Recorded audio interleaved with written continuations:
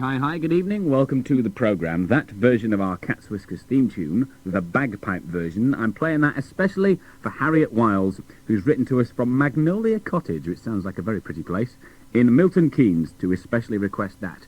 If you've got a favourite version of our theme tune, you might like the violin one, or the banjo one, or the harmonica, or the oboe, then do feel free to drop us a line and request it, and we'll play it especially for you. Thank you very much indeed for all the pictures you've been sending to our dinosaur competition. We have the results of that a little later on, and you may be interested to know that some of them will be on display at the Dinosaurs Alive exhibition as it tours around the country.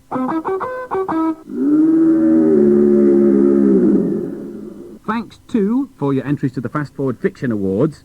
The closing date for that has now passed, actually. It was February the 1st. But Bill Oddie, no less, will be reading out the winning story at the end of this series of Cat's Whiskers. Tonight, though, on the programme, we go behind the scenes of Aladdin the pantomime and meet all the stars. We have the final episode of our serial, The Call of the Wild. But first, to the final episode of The Beast of Puddlethorpe Hall, our Marlene Marlowe mystery. Well done if you managed to crack the code, by the way. I still haven't quite figured it out. If you remember last week, we left Marlene and friends trapped in Whiny Kimone's dressing room.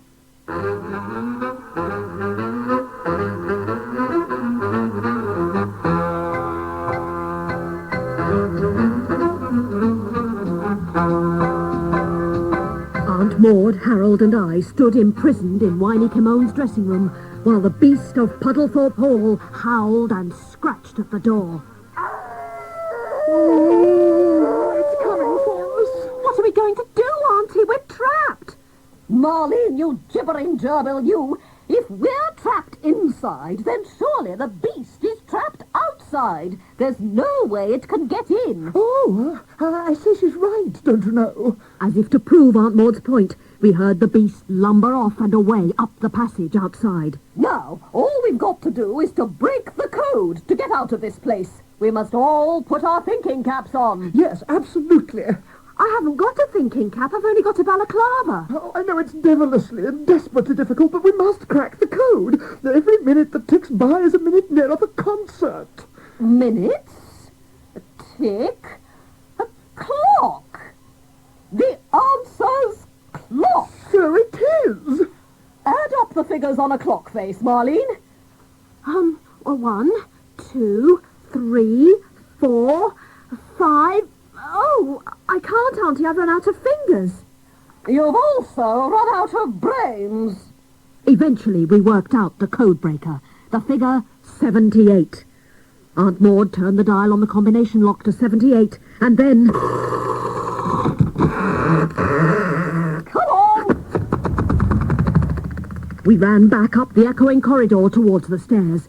We were just about to turn the corner when suddenly we came face to face with a huge black furry creature with gleaming eyes and enormous paws.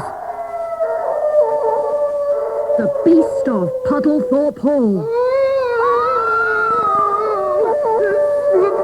The beast of Puddlethorpe Hall. Oh, no, it's not. Oh, yes, it is. Oh, no, it's not. Oh, yes, I am. Pardon? I said, oh, yes, I am. Huh? It's a talking beast. Talking beast, phooey. This is no Beast of Puddlethorpe Hall. This is Wayne John, the disappearing star of Puddlethorpe's popular pantomime, Puss in Plimsolls. Kindly furnish us with an explanation for your extraordinary behaviour, Wayne. Well, it was like this. Mr. Corsair approached me Ah, Be quiet, Marlene. and offered me a huge reward if I do a job for him. What kind of reward? 20 pence, a year's supply of custom favourite ice lollies and a signed photograph of Wayne Kimone. Wow. Well, that's why I'm here, to tell Camilla I don't want her job anymore. What did Camilla want you to do, as if we can't guess? Had to stroll around Puddlethorpe Hall in my Puss in Plimsolls costume, making beastly noises. What? It's just to frighten me. Well, she was certainly keen to get you out of the way, dear boy. Well, it's awfully unfair on the chap. Ow! Are you all right, Marlene? something's just struck me. What? A thought. Well, I never. Puddlethorpe Hall is an isolated place, isn't it? Just the sort of place, in fact, to hide a kidnap victim. A kidnap victim like Whiny Kimone. Oh, I say, that's awful. Let's get up to the hall and find her. Bye-bye. We left Wayne John and ran all the way out of Puddlethorpe and up the hill to the hall. Then we realised the car would be quicker, so we ran all the way back to El Norman's, piled in, and drove to the hall instead. We searched high and low for Winey, but there was no sign of her. Then, in the library, Harold said, There's only one place left where she could be. The secret room. Where is this secret room, Harold? Nobody knows. That's why it's a secret room.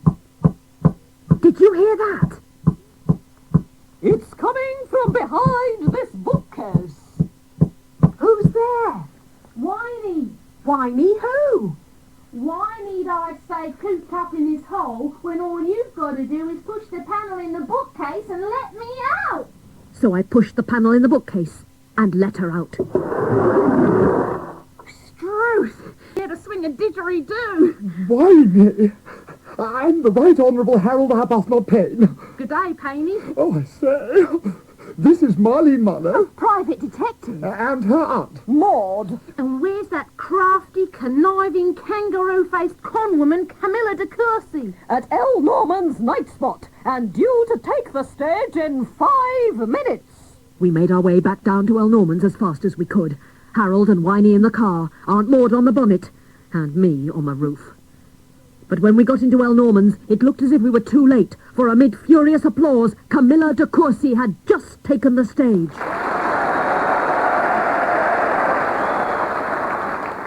Hello, my darlingest fans.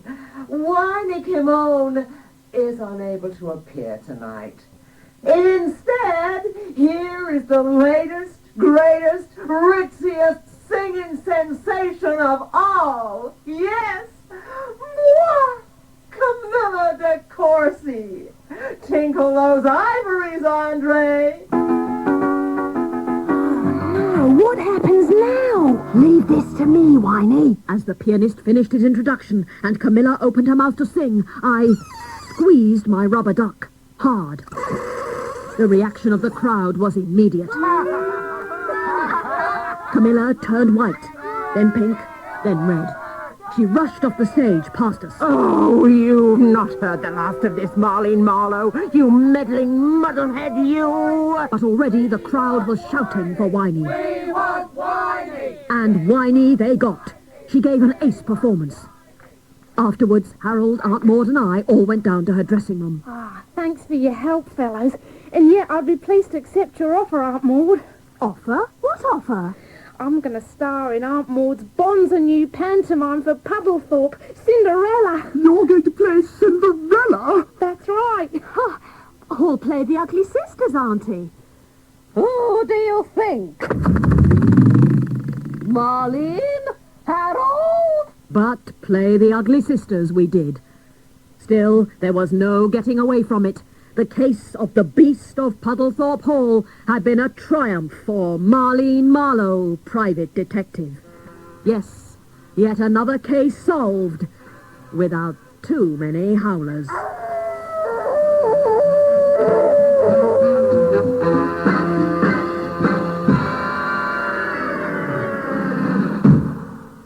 Another case well solved by Marlene Marlowe, ace detective, and well done to you if you managed to crack the code. The Marlene Marlowe books are on the way to Jessica Zamon, who lives in Didsbury in Manchester, Thomas Voice from Kidderminster, Catherine Elton from Edinburgh, and Christopher Renison from Exeter. And never fear, detective fans, because in 2 weeks' time we see the return of those great detectives Kitty Purwell and Dick Dogsbody in another mystery. Now, I don't know about you, but if you went backstage at a pantomime starring Marlene and Harold as ugly sisters, it might be pretty chaotic. It is actually chaotic backstage at a pantomime, as you found out last week when we talked to the backstage crew. This week, though, in our behind the scenes, we talked to the performers at Aladdin. We talked to Paul Shane, who plays Ted Bovis in Heidi High, of course, Sylvester McCoy from Doctor Who, Fiona Kennedy, and Paul Nicholas, who plays Aladdin.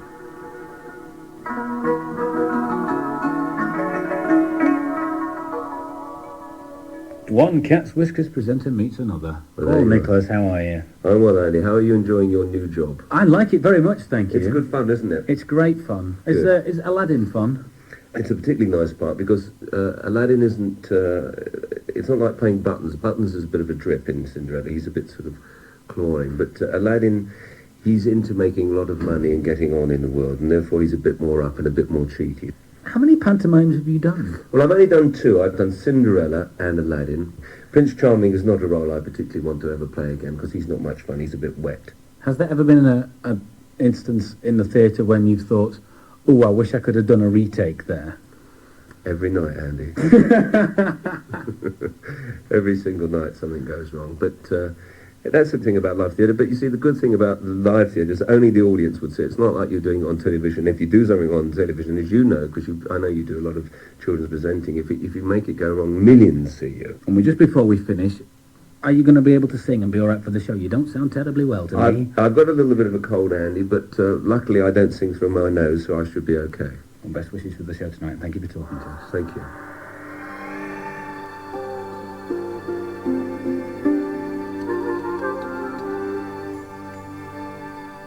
Fiona, you're the princess in Aladdin. Lovely frocks, I would have thought. Beautiful frocks, and also a very nice waist-length black wig. And as I'm fair-haired, it's quite nice to look completely different. We're doing a whole behind-the-scenes at Aladdin. What goes on for you behind the scenes, not the bit on the stage? What, like, for example, what time are you in the theatre? At 5 minutes to 2, if we start at 2:30. And for the first few weeks, we've been doing 2 shows a day, so I've been in the whole day. You make your dressing room as homely as possible, and you've got music, and people kind, and the company is very friendly. Certainly the audiences are very warm and friendly. It's something that I think is hugely exciting. I remember my first visit to the theatre. Which one was it? I went to see Cinderella, and I think that it's so important that the costumes are splendid, that the characters are larger than life, because a child's imagination knows no bounds, and I think that's why maybe Spielberg's films are so exciting, because he just lets his imagination run riot, and I think that's why children respond so well to his films, and why children respond so well to pantomimes. Bit of a change from Doctor Who, this, isn't it, Sylvester? It is. The Slave of the Lamp?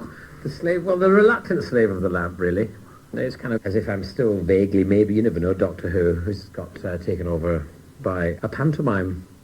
Do you like doing pantomime? Is it different to doing television? Well, it's obviously different to doing television. Yes, it's very different. Is it more enjoyable for you? Or? More enjoyable? Yes, I suppose it is. I mean, I like live theatre. That's more enjoyable than telly, because you get an immediate response.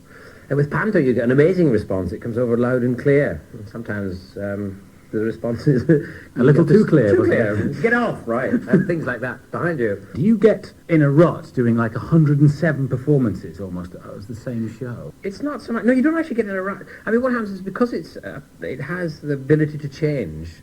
You know, with the audience, with the response, with an ad-lib here, or something hopefully going wrong there. Now, you said hopefully. I love it. I love danger, yes. One of the things, that's why I like doing What's Your Story, because it's so dangerous. So that keeps you alive. But I must say, also doing it 2 a day, you do become a bit stir-crazy, because you realise you're walking up the same stair at the exact same time as you did the day before, the day before, the day before that, only twice. So you become a bit mad. But then you go out on the stage and get rid of it. Is there a part in pantomime you would particularly like to play, one you may have seen as a kid that you really enjoy? Well, I've done Dame. I enjoyed doing that immensely, because that's, in a sense, the best role. It's the one you can actually jump out a lot. You don't fancy being a baddie? A baddie? Yeah, I don't mind. I've been a baddie a few times in my life. That's my son's. No, in this panto Aladdin, the baddie's got the best part. Sylvester, thank you very much.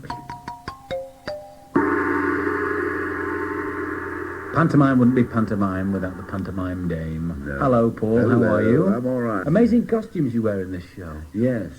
They are lovely costumes. It's a very spectacular show, this. I mean, it's always a wing and a prayer, like, you know, and your heart in your hand that first night. But there's one thing about pantomime, you can ad-lib if anything goes wrong. And I bet you do. Anybody shouted anything out on this run? Only the odd adult, you know. Yeah. I've got the rehearsed ad-libs, what we call. They think we're ever so clever. We're not at all. The rehearsed ad-libs stacked up a mile line inside the filing cabinet in their head. And you're saying things like, put your cap on, there's a woodpecker flying about, you know. And it doesn't mean anything. You're just being a kid for 2 hours. And why not? Because I insist on that when I go on. I say, you've got to be kids for 2 hours, adults. And they go, oh, no, we haven't. I say, oh, yes, you have. If I'm daft enough to dress up like this, you're going to be daft enough to be kids for 2 hours. And they do, and they boo and they hiss, and it's wonderful. Why have you only dressed up in a pantomime dame's outfit twice? Because you struck me as somebody who could have done pantomime dames years. for years, Paul. You've only done 2. I never fancied it. I always thought it was too much like hard work. Because you get most days that put about 12 or 14 frocks on. I wear 4. I get just the same effect. I can't see all this changing and dashing about. I can't deal with it. I'm built for comfort, not speed. And it's only the second time I've done it. And this year, of course, is one of the finest days you can play Twanky, because you've got rags to riches, you see. You've got the pathos, you see. But there's one part that I've never played in pantomime, and I've always wanted to play Buttons, you know. I think Buttons is a wonderful part because you have everything there. He's on all the time, the kids love him. He's a cross between Wishy Washy and Idle Jack and all these wonderful comedy characters in every pantomime you see. I think there's a bit of those in Buttons, all of them into one. I think it's the greatest part in pantomime. And I cannot wait to play Buttons. Well, I hope you play it very soon. Oh, I will. I hope to play it next year. I'm going to twist a few arms and legs.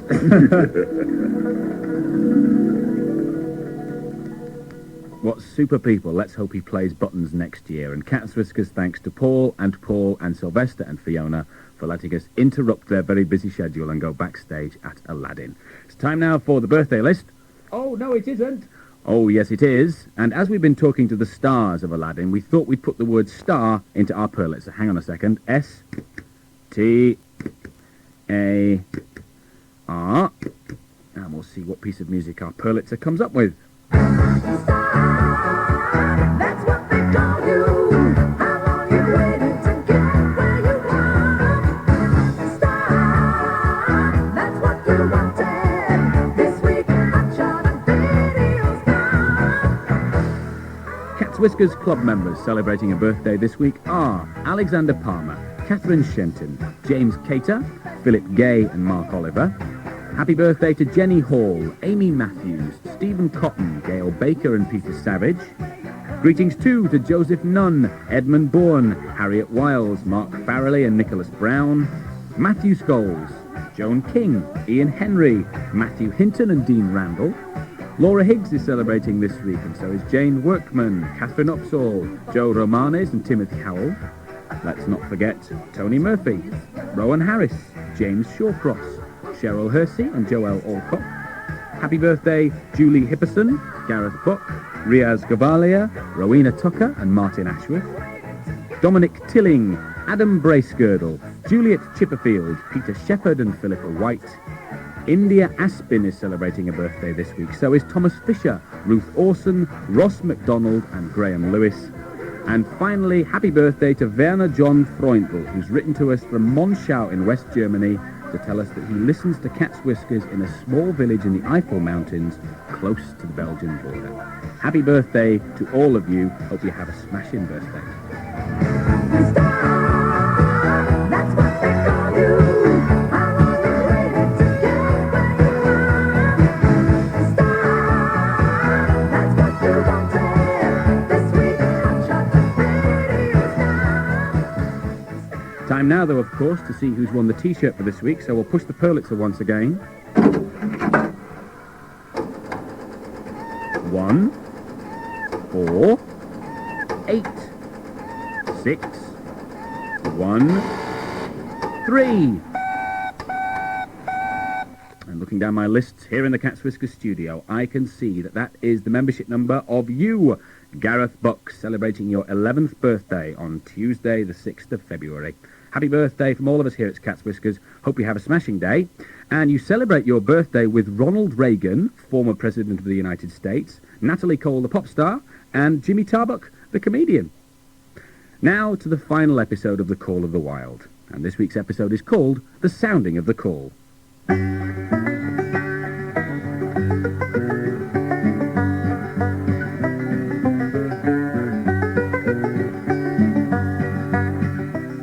With the money Buck had earned, John Thornton and his partners Pete and Hans set up another expedition. Their search for gold now took them far up the Yukon into unmapped territories high in the mountains. Back and forth they twisted through the uncharted vastness, over mountains, through deep gorges, past great glaciers. In autumn they penetrated a weird lake country, sad and silent, with no sign of life, only the blowing of chill winds and the melancholy rippling of waves on lonely beaches. Through winter they wandered, but when spring came once more, they found a clearing in a broad valley where the gold showed like yellow butter across the bottom of the washing pan. They sought no further. Each day's work earned them thousands of dollars, and the gold, in moose-hide bags, was piled up outside their timber lodge. Buck, with little to do, still listened to that call sounding in the depths of the forest. It was stronger now, and filled him with a great unrest and strange desires. One night he started from sleep. From the forest came a long-drawn howl.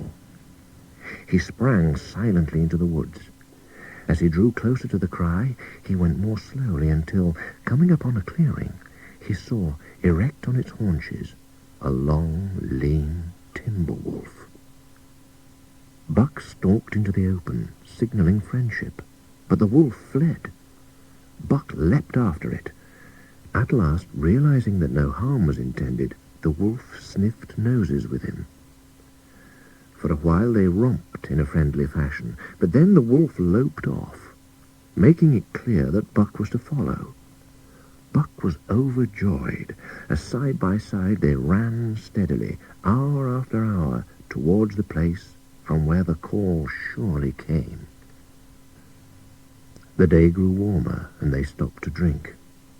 Stopping, Buck remembered John Thornton. He sat down. The wolf set off, then returned as though to encourage him. But Buck started slowly on the track home. John Thornton was eating dinner when Buck dashed into camp and sprang upon him in a frenzy of affection, overturning him, licking his face, playing the general tomfool, as Thornton put it, while he shook Buck back and forth lovingly. For 2 days and nights, Buck never let Thornton out of his sight. He followed him about his work, watched him while he ate, saw him into his blankets at night and out of them in the morning. But after 2 days, the call in the forest began to sound more imperiously than ever. Once again, Buck took to wandering, often staying away from camp for days on end. One day in autumn, Buck came upon a group of moose moving to the lower valleys. Chief among them was a massive bull, over 6 feet high, with great antlers. He roared with fury at the sight of Buck. Buck set about the task of separating the bull from the herd. He barked and danced about in front of him until he was cut off, but every time a couple of the younger bulls would come to his rescue. For half a day, Buck kept this up until the young bulls became more and more reluctant to aid their leader. As twilight fell, the old bull stood with lowered head as his fellows shambled away through the fading light. From then on, night and day, Buck never left his prey, never permitted it to feed or to slake its burning thirst. The shambling trot grew weaker, and at last, after 4 days, he pulled the great moose down. For a day and a night, he remained by the kill, eating and sleeping. Then he turned his face toward camp and John Thornton. 3 miles from camp, Buck came upon a fresh trail. He felt a sense of calamity and proceeded with great caution. Ahead on the trail he saw the body of one of the huskies, an arrow protruding from it. A little further on lay Hans, face down, feathered with arrows like a porcupine. When Buck reached the clearing, what he saw enraged him, and because of his great love for John Thornton, he lost his head. The Yehat Indians were dancing around the wreckage of the lodge when they heard a fearful roaring. Buck hurled himself in a frenzy at the nearest man and ripped his throat open. Then he plunged into their midst, tearing, rending, and destroying. A panic seized the Yehats, who fled in terror, pursued by a raging fiend who dragged them down like deer. Weary of the chase to the desolated camp, he found Pete where he had been killed in the moment of surprise. Thornton's desperate struggle was fresh written on the earth, and Buck followed it down to the edge of a deep pool, which, muddy and discoloured, hid what it contained, the body of John Thornton. All day Buck brooded by the pool. He knew death, and he knew John Thornton was dead. It left a great which ached and ached.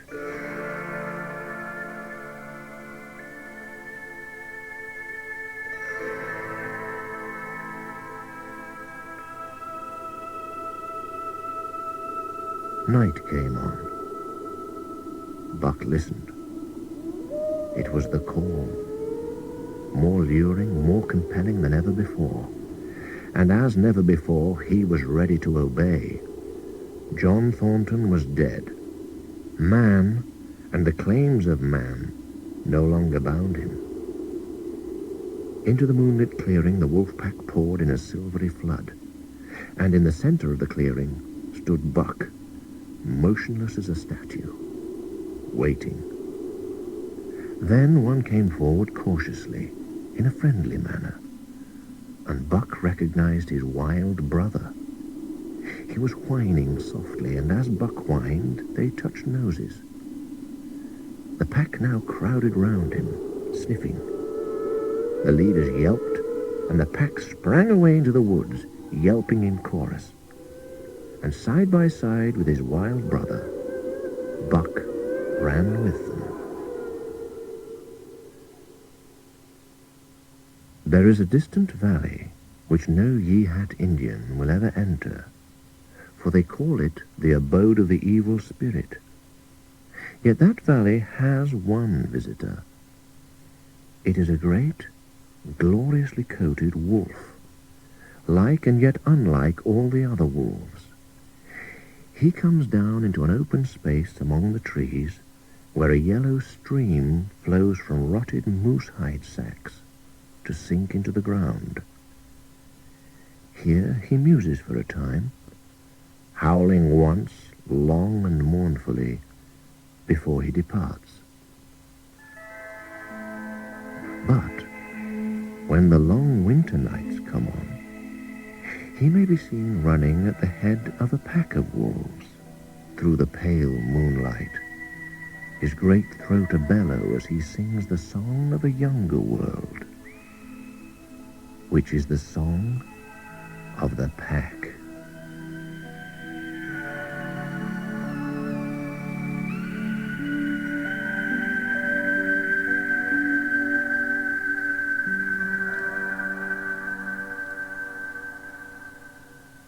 What a terrific story. I really enjoyed that. I hope you did too, and I'm sure you'll agree. Brilliantly read by Bob Peck.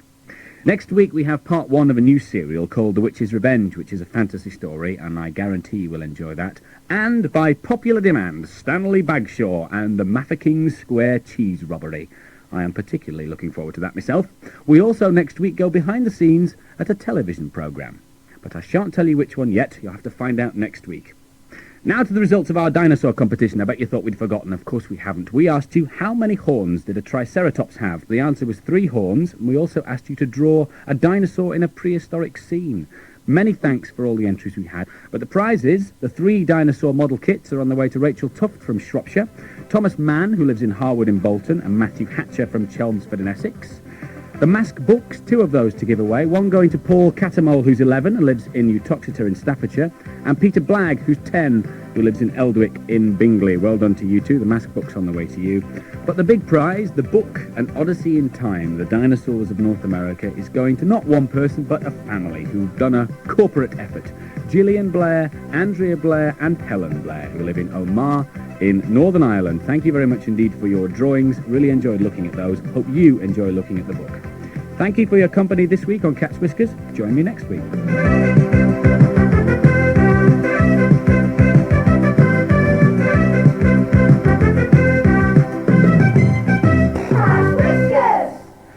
Cat's Whiskers was presented by Andy Crane. Bob Peck read The Call of the Wild by Jack London, abridged by Mick Greenway.